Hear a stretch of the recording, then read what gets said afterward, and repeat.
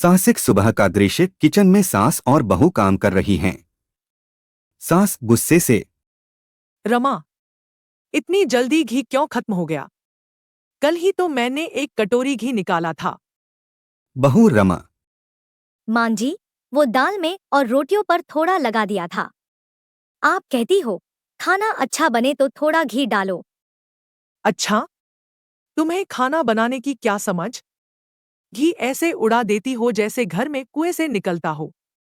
अब से रोज सिर्फ 1 चम्मच घी मिलेगा। बाकी तेल से काम चलाओ। घी तो शादी ब्याह में भी इतना नहीं खर्च होता। बहू थोड़ा सहमी हुई। जी मां जी, पर घी से ही तो स्वाद आता है और सेहत के लिए भी अच्छा होता है। हमारी सेहत तो बिना घी के ही ठीक रही। अब कोई बीमार नहीं हुआ। तुम लोग तो बस बहाने ढूंढते हो पैसे उड़ाने के। राजेश बेटा किचन में आते हुए, अरे माँ, आज नाश्ता तैयार है या बहस ही हो रही है? तैयार है, लेकिन ये तुम्हारी बीवी तो घर को बाजार समझ बैठी है। घी, मसाले, हर चीज बर्बाद करती है। अरे माँ, वो तुम्हारी बहू है।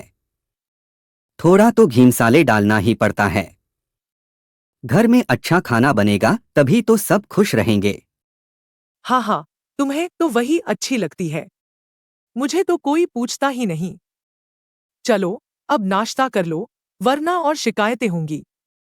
तभी पड़ोसी सुशीला आती हैं। सुशीला पड़ोसी हंसते हुए, अरे कमला बहन, क्या हो रहा है यहाँ? बहू की शिकायतें चल रही हैं क्या? अरे सुशीला, ये तो रोज की बात है। रमा को समझाओ, इतनी बर्बादी नहीं करनी चाहिए। अरे, बहू लोग तो आजकल ऐसे ही होते हैं। लेकिन थोड़ा प्यार से समझाओगी तो खुद ही सीख जाएगी। बहू मुस्कुराते हुए, हाँ सुशीला आंटी, मैं तो मां जी से ही सीख रही हूँ। पर कभी कभी मुझे लगता है कि मां जी थोड़ी ज्यादा कंजूसी करती हैं। सास तेज आवाज में, क्या कहा? मैं कंजूस हूँ? अरे, कंजूसी नहीं, ये तो सलीका है, समझी? घर कैसे चलाना है, ये मुझे अच्छे से आता है। राजेश मामला संभालते हुए, माँ, अब नाश्ता कर लेते हैं। लड़ाई झगड़े में और घी खर्च हो जाएगा। सब हंसने लगते हैं। माहौल हल्का हो जाता है। सास मुस्कुराते हुए, चलो, आज का नाश्ता करते हैं। लेकिन ध्यान रखना, घी रोज 1 चम्मच ही मिलेगा। बस। सभी एक साथ खाना खाने बैठते हैं। सुशीला हंसते हुए, कमला बहन, सच में तुम्हारे घर की रसोई में बड़ा मजा है। यहाँ हर दिन कुछ नया ड्रामा चलता रहता है। हाँ, हमारे घर की रसोई में तो सब कुछ संभाल कर ही चलता है। कोई भी बर्बादी नहीं होती।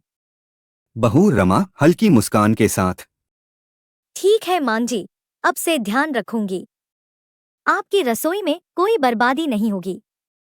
देख लेना, रमा, एक दिन तुम भी मेरे जैसे ही चलाओगी घर।